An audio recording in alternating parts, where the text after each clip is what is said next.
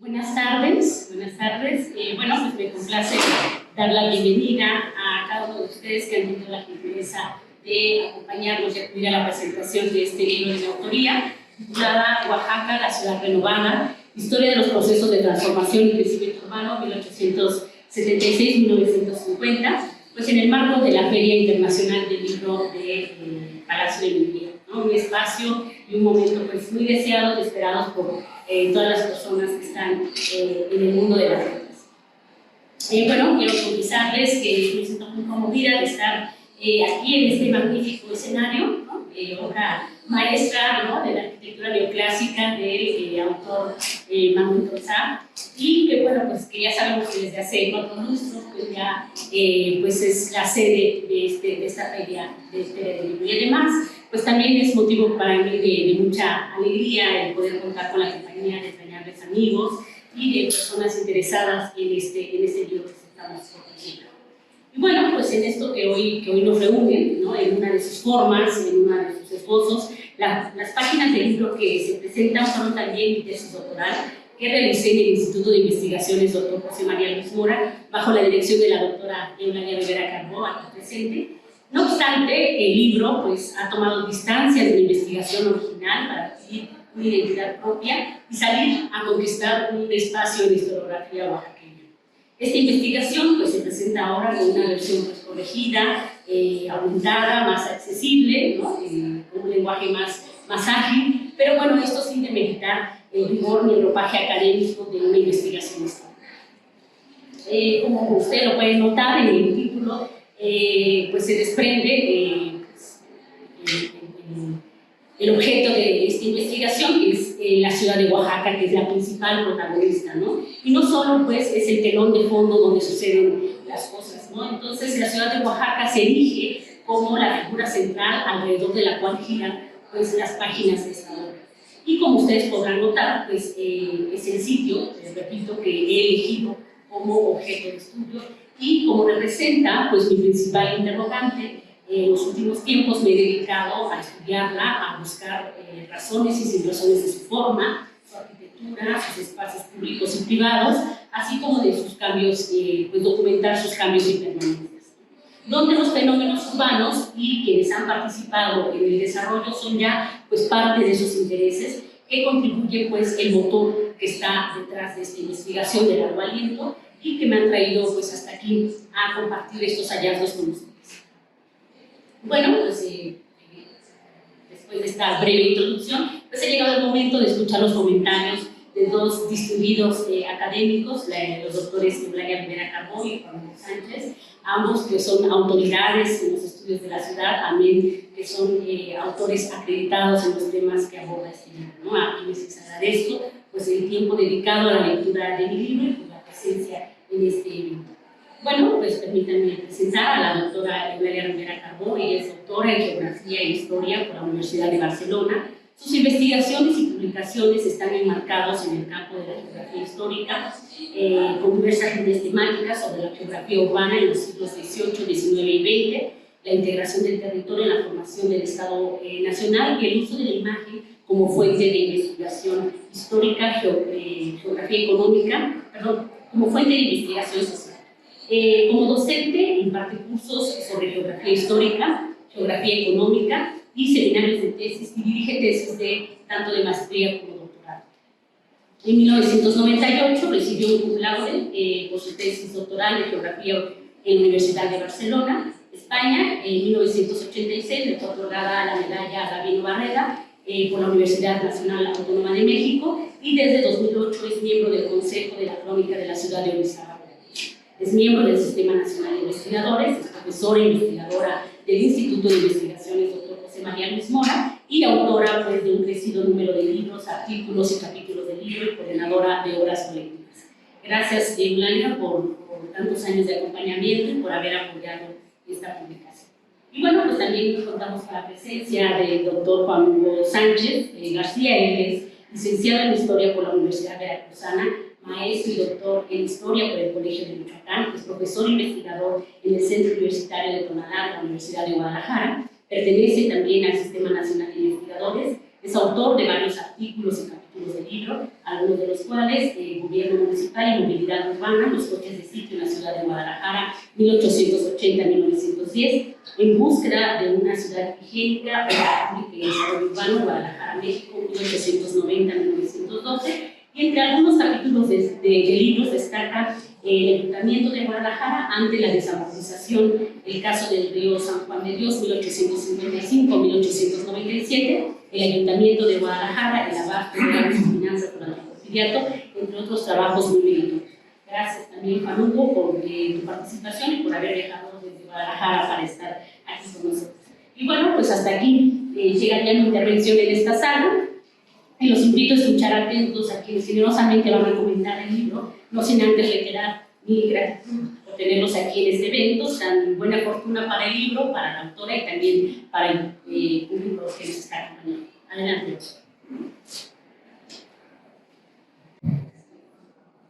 Gracias, Aníbal. Bueno, pues a mí también me da mucho gusto estar aquí para hablar de un libro magnífico. Me permitiré pues, leerles unas páginas, siempre con el tiempo también digo, pero es mejor escribir para recordar, ¿no? Porque si no, empieza a hablar y se pasa. Bueno, me da mucho gusto estar aquí compartiendo esta mesa con Juan Sánchez García y con familia Calderón. Le agradezco a ella y le agradezco al Instituto Mora, que es mi casa, la oportunidad de buscar unas palabras a esta publicación magnífica que ha hecho. Hablar de la historia de la ciudad de Oaxaca no es cualquier cosa. En 1956, Manuel Toussaint, uno de los más importantes precursores del estudio del arte colonial en México y defensor denodado del patrimonio artístico y cultural de nuestro país, presentó en una publicación de la imprenta universitaria de la UNAM un documento del siglo XVI resguardado en el Archivo General de Indias de la ciudad de Sevilla. En él se asientan los méritos y servicios del alarife extremeño Alonso García Bravo, quien había llegado a tierras americanas en 1513 para sumarse a las campañas de la conquista española. El alarife no fue un conquistador cualquiera. García Bravo tenía conocimientos de geógrafo. Hoy diríamos que tenía competencias de topógrafo, es decir, pericia para delinear y describir las características tridimensionales de un terreno, maestría en los procedimientos que permiten la representación gráfica de la superficie terrestre. Hernán Cortés supo aprovechar aquellas destrezas. Primero, le encargó hacer el trazo de la Villa Rica de la Veracruz y la construcción de su fortaleza. Pero una vez caída México Tenochtitlan, Cortés lo mandó llamar para encomendarle el dibujo de la planta de la gran ciudad que debía levantarse sobre las ruinas de la antigua cabeza del Imperio Mexica. Después de haber permanecido más de 10 años en la que habría de ser la capital de la Nueva España, García Bravo, el creador de aquella magnífica traza de una de las ciudades más destacadas en los anales civilizatorios del hombre, la Ciudad de México, se fue para el sur. En un sitio que consideró conveniente entre dos ríos, al abrigo de los vientos por un cerro, el experimentado geómetra diseñó la traza de la recién titulada Villa de Antequera de Oaxaca. También hizo un trazado espléndido, seguramente por encargo que le hiciera el cabildo recién creado, o en su defecto, los miembros de la Real Audiencia.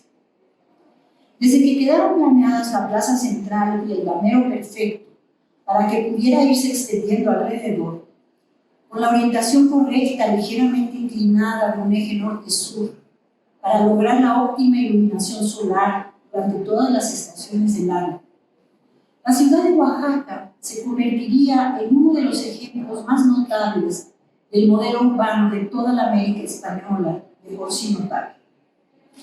A decir del propio Toussaint, fueron México, Puebla, Oaxaca y Morelia las 4 ciudades que, haciéndonos recordar la utopía de Tomás Moro, sugerirían las normas que después quedarían asentadas en aquella sorprendente y soberbia normativa jurídica, ese tratado de urbanismo renacentista y como tal moderno, que fueron las ordenanzas de descubrimiento y población de 1573 de Felipe II. Uno de los mayores logros del poblamiento de las Indias españolas se debió sin duda a las características de su modelo urbano, que, como recientemente ha escrito Esteban Sánchez de Tagle, tienen que ver con la autonomía, la celeridad, la coherencia con que se llevó a cabo y la desmesura espacial de sus alcances, desde México hasta la Tierra del Fuego. No hay en la historia del urbanismo universal un modelo de ciudad más homogéneo, más extendido geográficamente y más exitoso y versátil para adecuarse a las nuevas exigencias de sociedades transformadas política y socialmente, económicamente reorganizadas, con conceptos distintos sobre las formas y la estética del entorno urbano, y además con voluntad para actuar sobre él. Pero también sociedades que, aunque renovadas, no estaban reunidas del todo con las herencias de un mundo anterior, persistentemente presentes en todas las ciudades mexicanas de hoy. De esto último es de lo que nos habla Danivia Calderón Martínez en su estupendo libro Oaxaca, la ciudad renovada, historia de los procesos de transformación y crecimiento urbano, 1876-1950. Un libro que apenas aparecido entra a ocupar por derecho propio un lugar importante en la historia urbana de México y que desde luego será una referencia obligada para los estudiosos de Oaxaca. Un texto que pronto se convertirá en un clásico de la historiografía oaxaqueña. Ya lo es, creo. No es fácil historiar 74 años de los procesos urbanos de una ciudad, y menos con el detalle y la profundidad con que lo hace Danivia Calderón. Sus cortes temporales fueron escogidos concienzudamente para abarcar lo que se propuso estudiar, a saber, el reacomodo de los cimientos y la transformación de la imagen y los funcionamientos de la vieja Oaxaca colonial, y más tarde su desbordamiento físico sobre el suelo rural que la circundó durante 3 siglos. Como buena historiadora urbana, supo relacionar momentos políticos, sacudidas sociales, realidades económicas y catástrofes naturales con las dinámicas de cambio en la morfología del paisaje de la ciudad, pero sin perder nunca de vista que las ciudades evolucionan con una lógica que marca periodizaciones propias. Calderón se aboca a las modificaciones interiores que prepararon la posterior expansión de la ciudad, y eso lo logró con la larga duración que se atrevió a abarcar. Además, hizo una revisión completa por los fondos de numerosas bibliotecas especializadas, hemerotecas, mapotecas, fototecas, y por los acervos de casi una decena de archivos con documentos de primera mano, que son la fuente principal de su investigación. No dejó prácticamente nada de lado. Sus descripciones minuciosas, sus inventarios acuciosos, un afán exhaustivo y perfeccionista, no se pierden detalles innecesarios, gracias a una ardua labor de sistematización de tanta información. Estamos, además, ante un trabajo de gran solidez teórica, con un enfoque histórico de los procesos espaciales y territoriales. La autora tiene claros cuáles son los agentes urbanos con capacidad de actuación sobre la ciudad estudiada, y desmenuza muy finamente la relación de los gobernadores del estado de Oaxaca con el papel de un ayuntamiento débil, sin mayor capacidad económica para tomar las riendas de los cambios. Pero ambos, gobernadores y ayuntamiento, representando al fin y al cabo al poder político necesario para construir el marco legal imprescindible para la intervención sobre el territorio urbano y además el de sus alrededores rurales. En el libro también entran en escena los actores del poder económico, inversionistas locales, nacionales y extranjeros. Se colaron en la historia oaxaqueña, tejiendo alianzas y redes que les permitieron obtener avales y prebendas para invertir capitales y obtener ganancias en los negocios urbanos.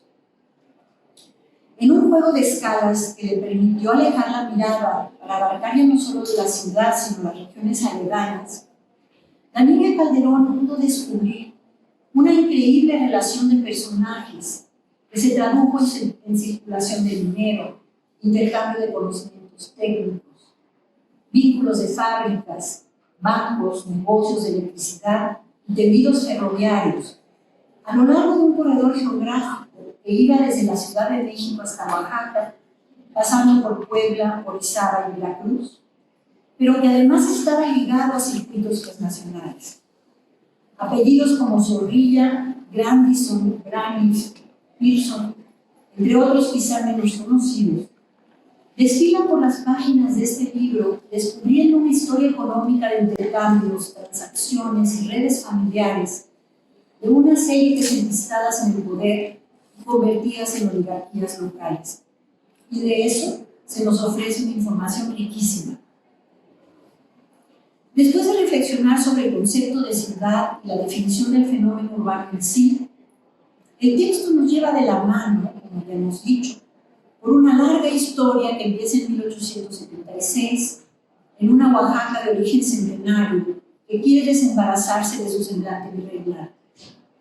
Nos cuenta de los proyectos gubernamentales interesados en las condiciones de habitabilidad de los ciudadanos, proyectos que tenían propósitos higienistas o de saneamiento, o que procuraban el embellecimiento que muchas veces se justificaba en posturas ideológicas encaminadas a crear símbolos y nuevas identidades locales y nacionales.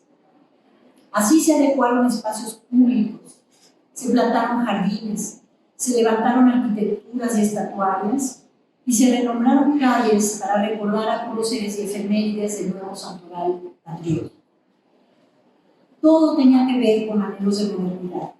Se renovaron y se introdujeron servicios urbanos: abasto, agua, alumbrado, limpieza, pavimentación, líneas telegráficas, telefónicas y cables de electricidad, tranvías y ferrocarril. Todo contribuyó a modificar los quehaceres y las formas de la ciudad, y de todo nos habla prolijamente y con lujo de detalle la autora. Después se aboca al estudio de los primeros proyectos de ensanche de la ciudad más allá de sus longevos límites, con dos colonias nuevas, proyectos concebidos, como ella misma dice, por la élite y para la élite, pero que se vieron interrumpidos por la Revolución Mexicana que estalló en 1910.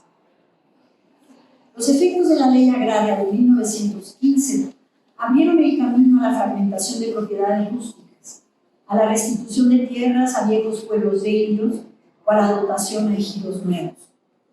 El reparto agrario significó un reacomodo físico de los espacios y el social que lo acompañó, y que finalmente se tradujo en la desaparición de las tierras productivas y el desbordamiento de la ciudad sobre ellas.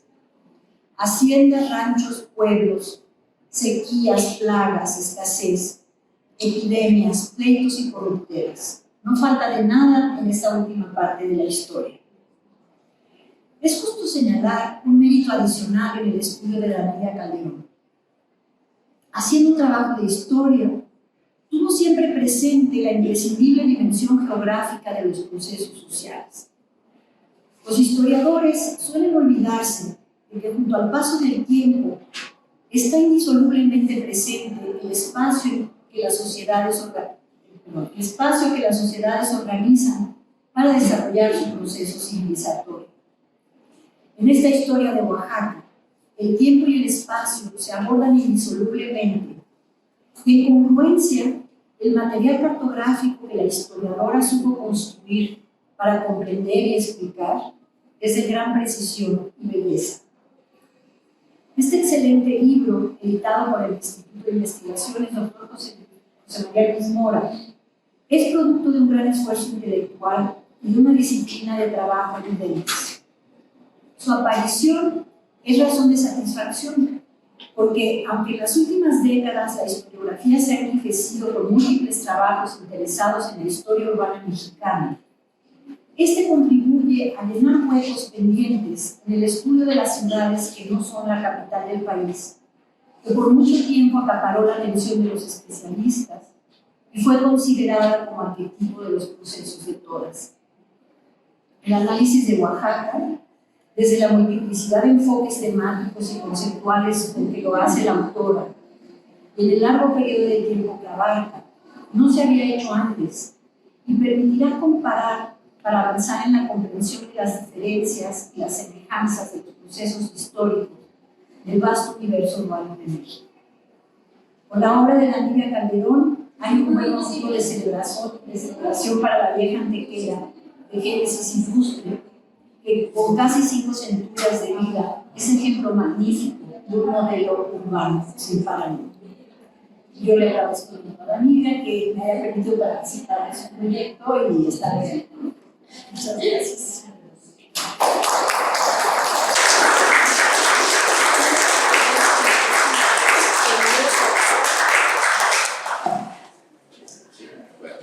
Bueno, pues muchas gracias. Agradecer a Danibia la invitación, también al Instituto Mora, ¿no? Y pues claro, agradecer también a la feria que pues, nos da esta oportunidad. Y además reitero los agradecimientos a Danibia por esta presentación que es inmerecida, ¿no? Ante la obra de Danibia y la trayectoria de la doctora Eulalia, pues obviamente yo soy más bien un aprendiz, ¿no? De la historia urbana, así que bueno, pues te agradezco mucho.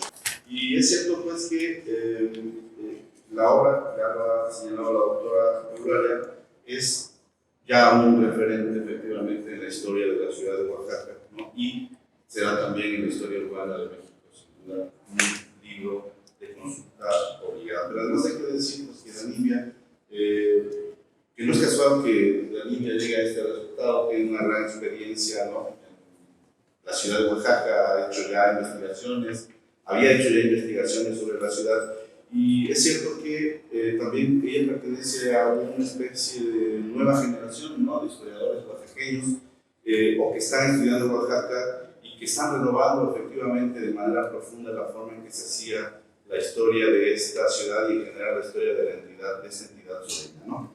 Creo que lo decía hace poco Marta Martí, ¿no? Que posiblemente Danibia es hoy, en este momento, la gran especialista de la historia moderna y contemporánea de Oaxaca. Posiblemente no hay nadie más ahora, digamos, que le haga sombra máxima justamente con este libro que tiene, ya lo ha señalado la doctora Rivera, pues una serie de atributos, ¿no? Y que pues es obviamente parte de un proceso largo, ¿no? Es un libro con una gran solidez metodológica, con un análisis muy riguroso de las fuentes, ¿no? Y también pues con una capacidad que yo creo que también es producto de su formación como arquitecta y como historiadora, ¿no? Una gran capacidad para vincular una diversidad de datos y algo me sorprende mucho es como me sorprendió mucho el análisis que hace sobre la cartografía, ¿no? Está siempre presente, sí es efectivamente impresionante. Bueno, déjenme leer para no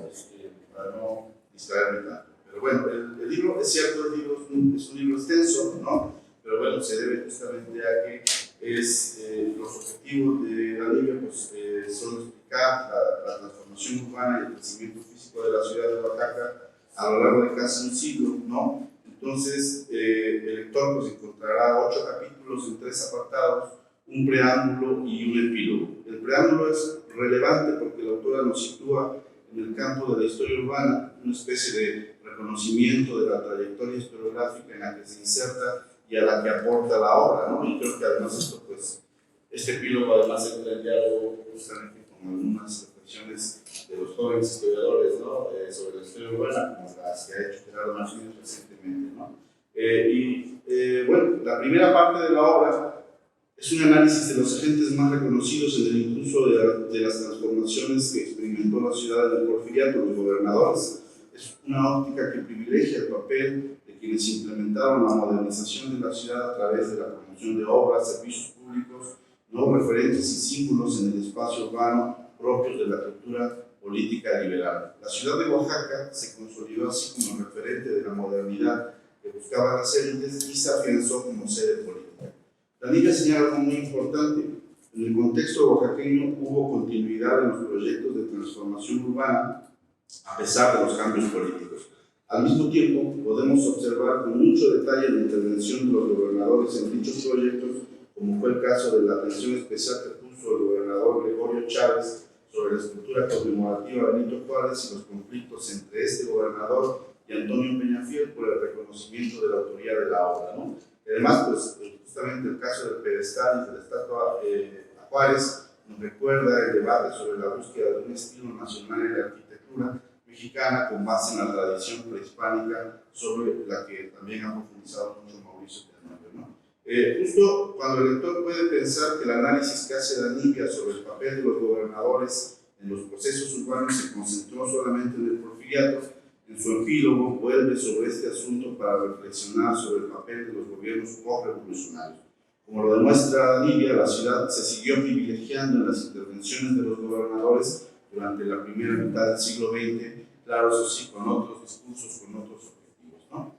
En la segunda parte, la autora se centra en las redes de servicios urbanos, dedica la atención a las redes de transporte, a las de alumbrado eléctrico y a las de suministro de agua potable y drenaje. La llegada del ferrocarril y la extensión de los tranvías conectaron la ciudad con el resto del país y mejoraron la movilidad de las personas y de las mercancías. El alumbrado eléctrico benefició a los habitantes que encontraron seguridad en la oscuridad, pero sobre todo benefició a los poderosos empresarios de la industria textil que fueron los encargados de suministrar el servicio a cambio de importantes sumas de dinero. Además, uno de los retos más complejos fue el saneamiento de la ciudad por las implicaciones tecnológicas y financieras. No es casualidad que este se completara de manera muy tardía, hasta pleno siglo XX. El apartado discute, segundo apartado, discute el supuesto de que la modernización urbana y la transferencia tecnológica no es un proceso lineal o uniforme, sino que es terso y marcado por la simbiosis entre lo antiguo y lo moderno. También plantea el papel de otros agentes, además de los gobiernos estatales, los empresarios que apostaban por la dotación de servicios modernos. Llama la atención que las redes de transporte, particularmente el ferrocarril y los ferrocarriles urbanos, fueron una de las primeras manifestaciones de la modernidad en la ciudad sureña, pero al mismo tiempo se trata de un proceso tardío si lo comparamos con otras regiones de México. Además, aunque no hay dudas de que el tranvía transformó la forma en que se movían las personas y las mercancías, es verdad que la tracción animal no transitó a la eléctrica como en otras ciudades. Y aquí hay una paradoja de la modernidad oaxaqueña. La permanencia de la tracción animal se vinculó obviamente al rendimiento económico y a una expansión, y aquí entre comillas casi imperceptible de la ciudad, ¿no? Incluso sin la urbanización acelerada de otras ciudades, la expansión del tranvía también respondió a los intereses inmobiliarios impulsados por un breve boom económico en la entidad. En el caso del alumbrado también se nota esa simbiosis entre lo antiguo y lo moderno, ya que, como señala Danibia, coexistieron distintos sistemas de alumbrado público, básicamente de aceite, petróleo y el eléctrico. Es algo que sucedió también en la mayoría de las ciudades, incluso en las grandes ciudades estadounidenses, ¿no? Este mismo diálogo entre lo viejo y lo nuevo se da en el suministro de agua potable, si consideramos la permanencia de los tradicionales aguadores hasta bien entrado el siglo XX, 1940, para ser más precisos, ¿no? Llaman la atención dos puntos: la estrecha relación entre el poder político y económico como garantía del éxito de estas grandes obras de servicios públicos y el necesario control del ayuntamiento de la ciudad para facilitar el desarrollo de dichos negocios, ¿no? Además, sobre todo en el caso de los tranvías y el alumbrado eléctrico, se consolidaron monopolios, como sucedió en otras ciudades.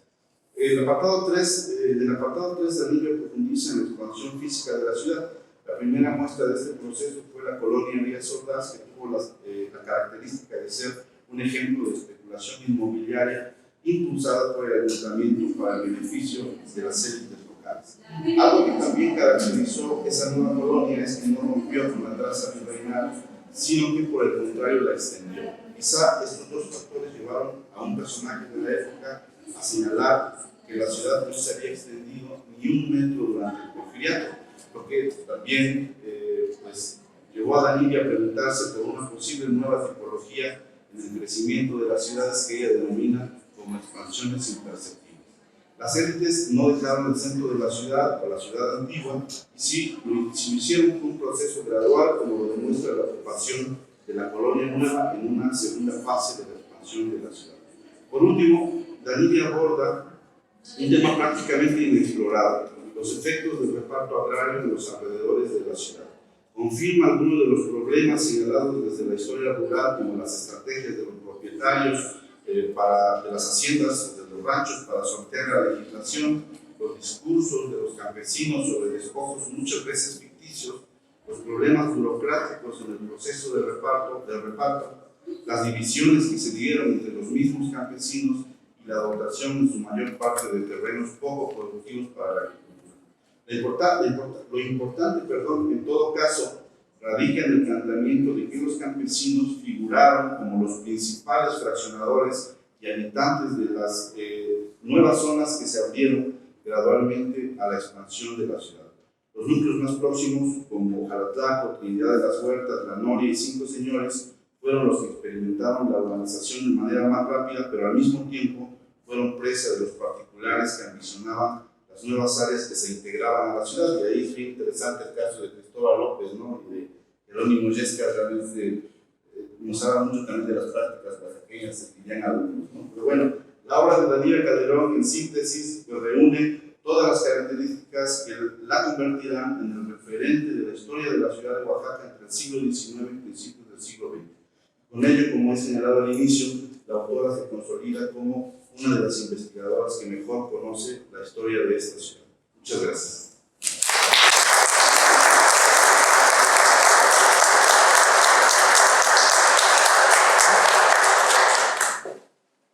Pues bueno, pues muchas gracias a la doctora Eulalia Rivera Carbó, al doctor Juan Hugo Sánchez García por sus generosas palabras. La verdad que me siento muy conmovida, porque bueno, siempre, bueno, esta es la quinta presentación de este libro que ha estado presente en diferentes escenarios, y bueno, siempre ha sido muy rico escuchar las diferentes lecturas que han hecho sobre esta misma obra, y siempre es muy enriquecedor escucharlos, ¿no? No sé qué más podría agregar a lo que ya han comentado, pero bueno, sí quisiera resaltar, bueno, pues que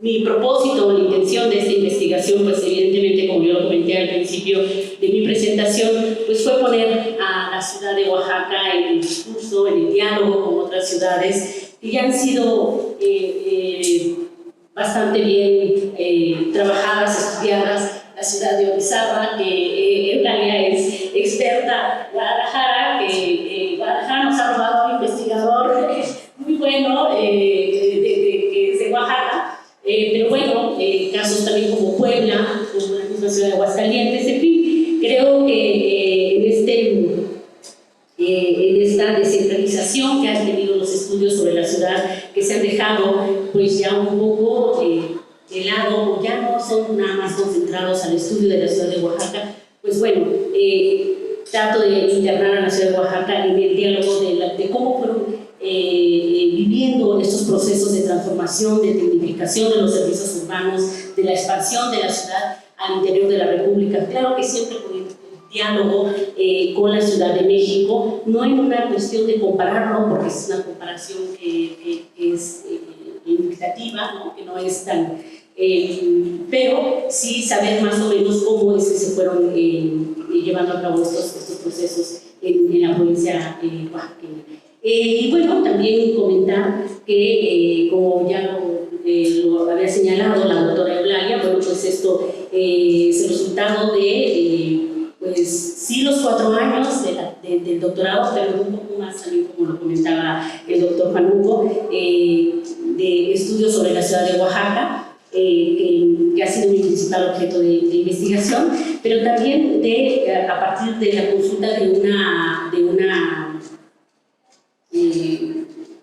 un buen número pues, de acervos históricos, porque precisamente un ente tan complejo como es la ciudad, como son las ciudades, el estudio de las ciudades, pues no nos abre, pues, o no nos podemos limitar a una sola fuente de consulta, sino nos permite consultar, pues, como ya se ha comentado, cartografía, periódico, crónicas de la época, en fin. Entonces, ¿por qué es eso? ¿No? Porque la ciudad no se puede nada más estudiar desde los fenómenos urbanos tangibles, sino también todo lo que está pasando, las sociedades, de cómo van transformando su ciudad, cómo la van concibiendo, en fin. Entonces, bueno, pues, pero además siempre,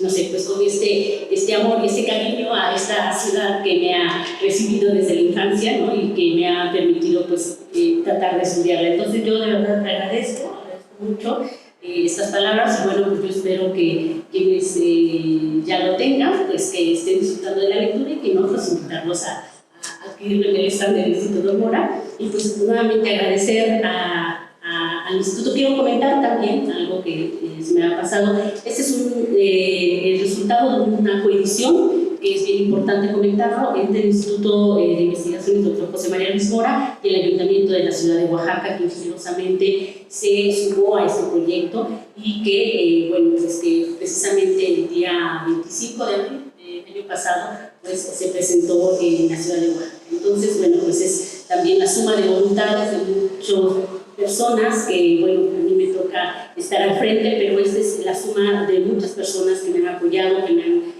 permitido estar aquí con ustedes, pues que a quienes les debo mi agradecimiento. Y bueno, pues no sé si tenemos unos minutitos todavía, no sé si hubiera algún comentario, alguna pregunta por parte de los asistentes que pudiéramos responderle con todo gusto. Primero que nada, muchas felicidades, Anivia. Creo que el trabajo que has hecho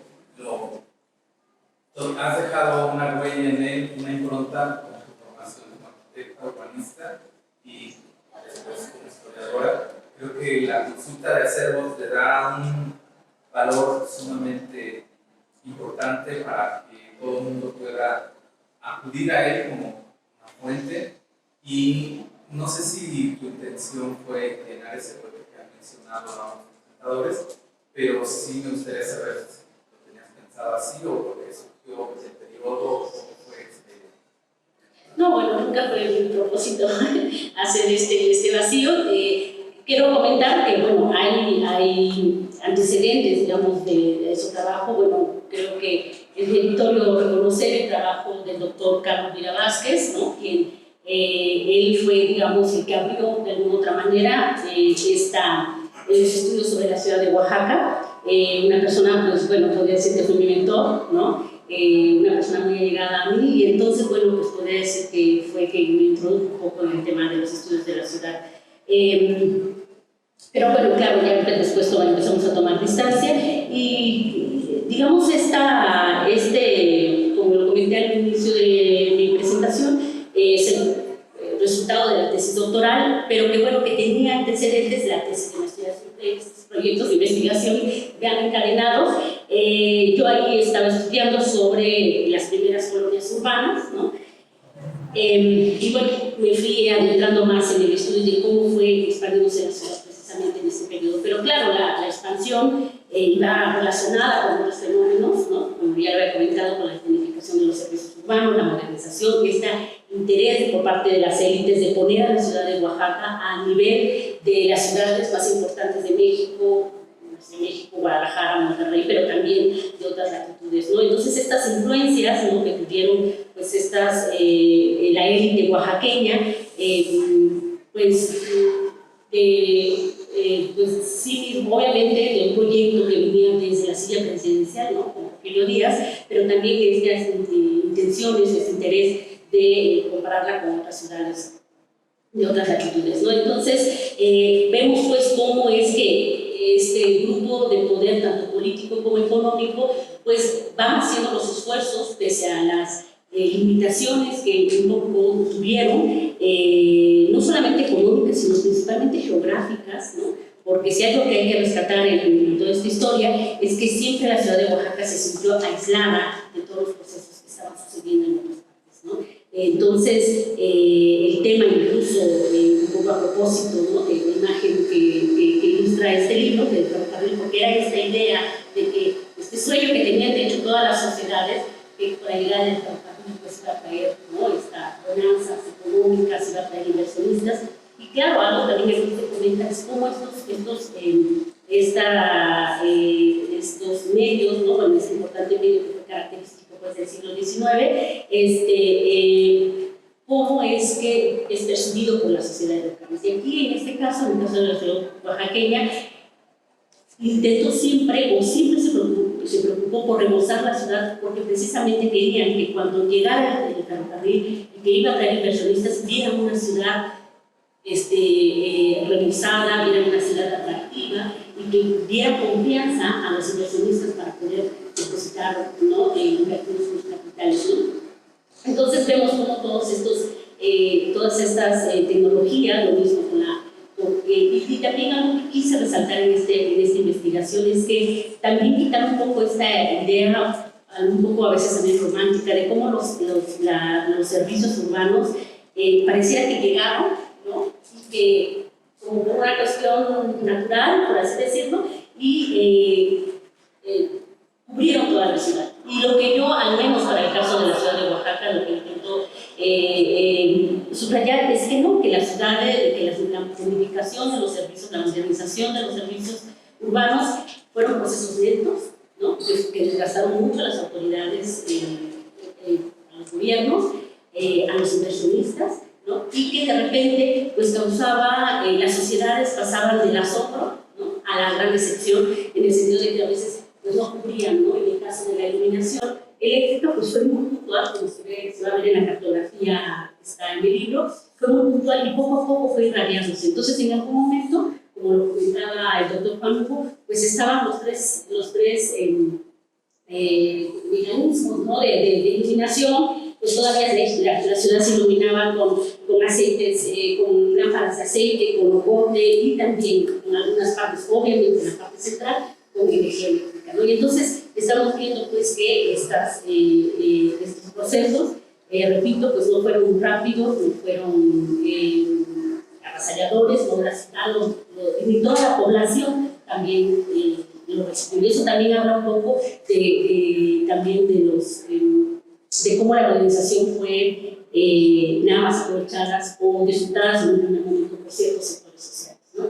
Y bueno, pues también en este proceso de la expansión de la ciudad de Oaxaca, como también lo comentaba el doctor Juan Hugo, pues fue algo que quise también, algo que me preguntaba y que está en la bibliografía local, que siempre se habla que la ciudad de Oaxaca se expandió ya en la segunda mitad del siglo XX, ¿no? Entonces eso, bueno, pues fue una de las preguntas de investigación, de si efectivamente eso había sucedido, y pues lo que descubro en esta investigación es que precisamente en el periodo del Porfiriato había habido la fundación de estas dos colonias, que si bien no lograron consolidarse de una manera muy marcada, ¿no? Con las construcciones, etcétera, sí hubo este proceso de expansión que fue muy tímido, porque finalmente las élites estaban remozando la ciudad virreinal, ¿no? Esa era su gran obra, y pues no había ese interés por salir más allá de la ciudad, ¿no? Más bien lo que se hizo con esta fundación de estas colonias, de estas dos colonias porfirianas, pues fue un trabajo, una práctica de especulación, ¿no? De la compra de tierras, ¿no? Que antes eran para uso agrícola y que ahora se estaban destinadas para una cuestión inmobiliaria. Entonces, y luego, pues bueno, este crecimiento que se empezaba a ver en el periodo del Porfiriato se ve pues precisamente limitado, ¿no? Se ve suspendido por la llegada de la revolución, ¿no? Pero eso nada más fue un impasse, y con la aplicación de las leyes agrarias, ¿no? Que hubo un repartimiento de todas aquellas haciendas que estaban en los alrededores de la ciudad, pues con la aplicación de las leyes agrarias lo único que hicieron fue fraccionar y por un momento suspender esa expansión que ya se venía en el periodo Porfiriato, pero sin embargo, después lo que vemos es que esas notificaciones fueron la impronta de las primeras colonias urbanas ya en la segunda mitad del siglo XX, ¿no? Como se ve demostrado en esa investigación. Así que, pues nada, ya estamos en el límite de tiempo, pues nada más que los invito a leer esta obra, y yo les agradezco mucho su asistencia, a todos cada uno de ustedes que se han tomado el tiempo de estar aquí acompañándonos, evidentemente nuevamente a la doctora Eulalia Rivera Calvo, a su mundo por sus generosas palabras, y bueno, pues les deseo una muy buena noche.